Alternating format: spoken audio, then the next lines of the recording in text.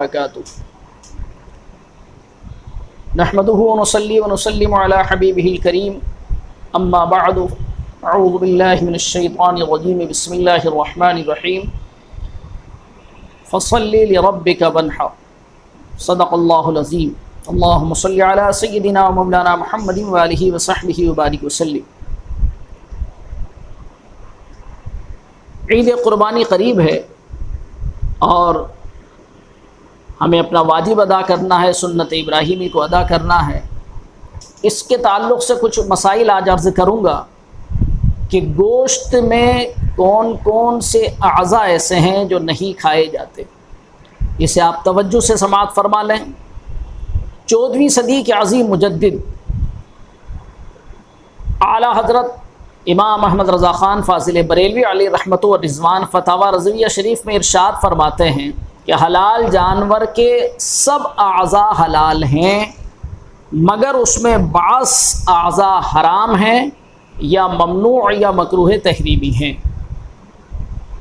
22 اعضاء اعلیٰ حضرت فاضل بریلوی رضی اللہ تعالیٰ عنہ نے گنائے ہیں۔ اب وہ سارے اگر میں یہاں بیان کروں گا تو آپ حضرات اسے یاد نہیں رکھ پائیں گے، تو انشاءاللہ العزیز تحریری شکل میں یہ بھی آپ کو ڈال دیے جائیں گے، آپ اسے تفصیل کے ساتھ بار بار پڑھیں اور ان چیزوں سے بچیں جن کو کھانا یا تو حرام بتایا گیا ہے یا مکروہ اور ممنوع بتایا گیا ہے۔ یاد رکھیے کہ ہمارے نبی صلی اللہ تعالیٰ علیہ وسلم کی خصوصیت پروردگار عالم نے قرآن مجید کے اندر یہ بیان فرمائی ہے، وَيُحِلُّ لَهُمُ الطَّيِّبَاتِ وَيُحَرِّمُ عَلَيْهِمُ الْخَبَائِثَ۔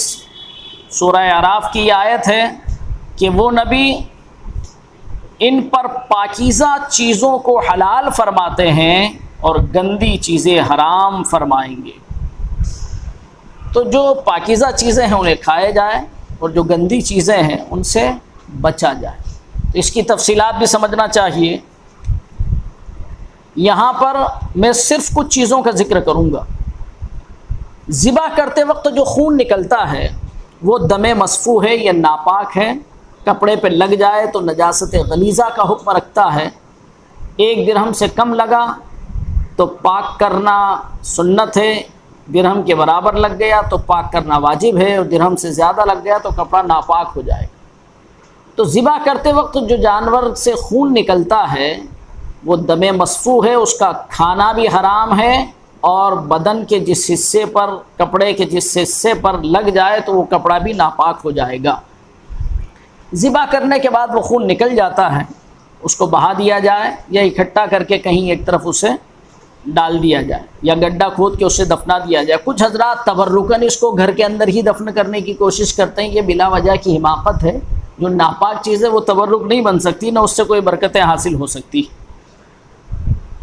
جب جانور ذبح ہو گیا، اس کا خون بہہ گیا، اب اس کے بعد جب ہم اس کے پیس بناتے ہیں، بوٹیاں کرتے ہیں، ان کے اندر بھی خون کے کچھ اثرات رہ جاتے ہیں تو کھنگال لیں۔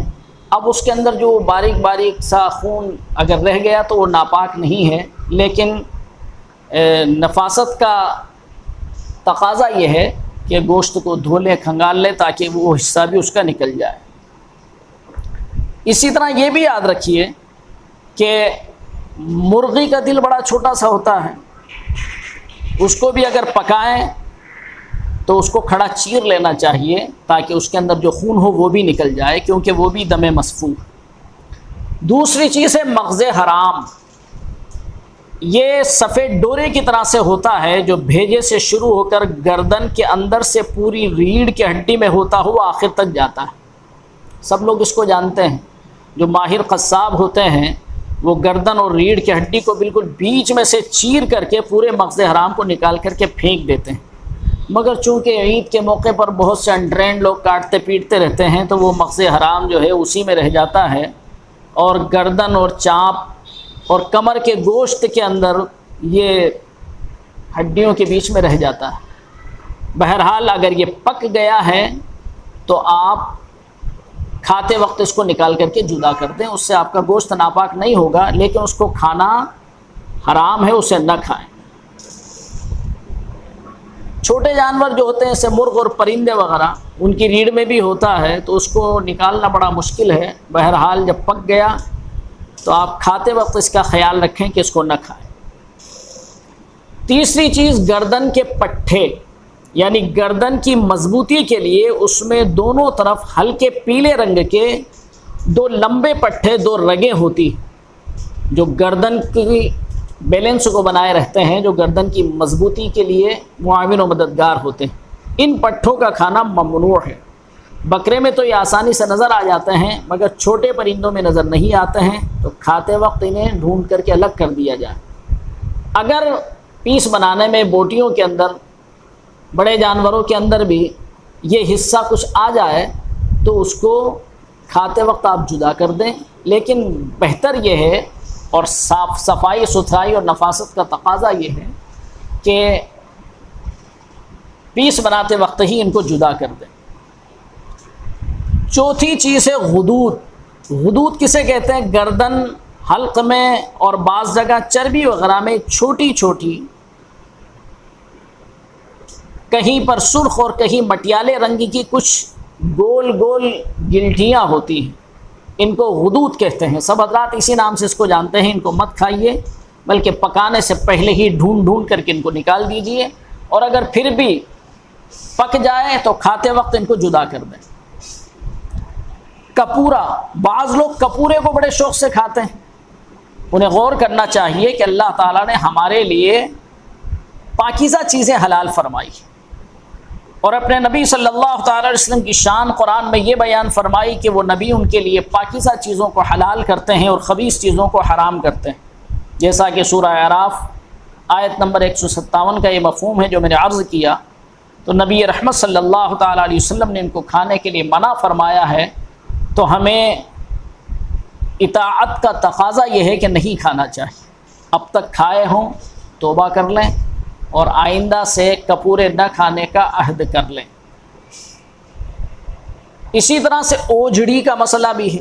اوجھڑی، چستہ، بڑی آنت جس کے اندر مینگنیاں بھری ہوتی ہیں اور اوپر سے جو فربا جانور ہوتے ہیں تو ان کے اوپر چربی بھی چھائی ہوتی ہے۔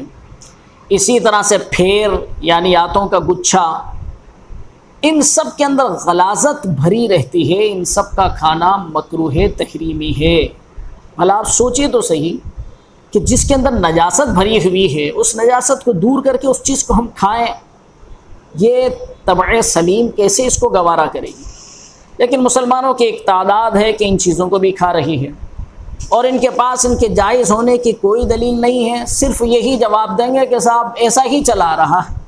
تو یہ وراثت میں چلی آ رہی جہالتیں، انہیں ختم کرنا چاہیے اور نہ کہ ان کو دلیل کے طور پر پیش کرنا چاہیے۔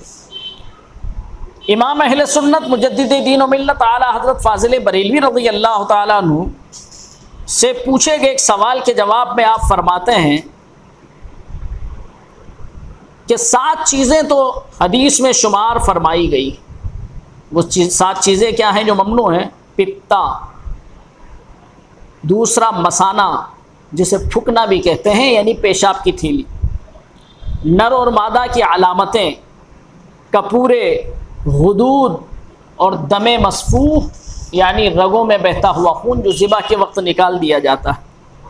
امام اعظم ابو حنیفہ رضی اللہ تعالیٰ عنہ فرماتے ہیں کہ خون تو حرام ہے، قرآن مجید میں اس کی حرمت ثابت ہے، باقی چیزیں میں مکروہ سمجھتا ہوں کہ سلیم الطبع یعنی اچھی طبیعت والے لوگ اس کو پسند نہیں فرماتے، لہٰذا یہ چیزیں مکروہ ہیں۔ لیکن یہاں کراہت سے مراد کراہت تحریمی ہے، یعنی مکروہ سے مراد مکروہ تحریمی۔ آگے چل کر فتاوی رضیہ شریف صفحہ نمبر 326 پر اعلیٰ حضرت تحریر فرماتے ہیں کہ اوجڑی اور آنتیں بھی اس حکم کراہت میں داخل ہیں کہ مثانہ جو پیشاب کی تھیلی ہے تو پیشاب کی تھیلی ہونے کی وجہ سے مثانے کو مکروہ تحریمی کہا گیا ہے، تو آنتیں، اوجڑی، چستہ یہ پخانے کی تھیلیاں ہوا کرتی، لہٰذا ان چیزوں سے بھی گریز کرنا چاہیے اور گناہ سے بچنا چاہیے کہ مکروہ تحریمی کا گناہ بھی حرام ہی کے مثل ہوتا ہے۔ فتاوی رضویہ شریف جلد ششم یعنی چھٹی جلد صفحہ 147 پر اعلیٰ حضرت فاضل بریلوی رضی اللہ تعالیٰ عنہ فرماتے ہیں کہ اوجھڑی اور آتے یہ تقسیم نہ کی جائیں بلکہ یا تو دفن کر دی جائے، اور اگر کوئی غیر مسلم اسے اٹھا کر کے لے جائے تو اسے منع کرنے کی بھی ضرورت نہیں۔ اللہ تبارک و تعالی ہمیں شریعت کے احکام پر عمل کرنے کی توفیق عطا فرمائے۔ اللہ نے ہمارے لیے پاکیزہ چیزیں، ہمیں پاکیزہ رزق عطا فرمایا ہے، پاکیزہ چیزوں کو کھائیں اور ایسی مکروہ چیزوں سے بلکہ مشکوک چیزوں سے بھی بچیں۔ اللہ تبارک و تعالی ہمیں پاکیزہ رزق عطا فرمائے، اور جو چیزیں اللہ نے ہمارے لیے حرام فرما دی، جن کو شریعت نے ہمارے لیے مکروہ ٹھہرایا ہے، ان سب سے بھی ہمیں بچنے کی توفیق عطا فرمائے۔ السلام علیکم ورحمۃ اللہ وبرکاتہ۔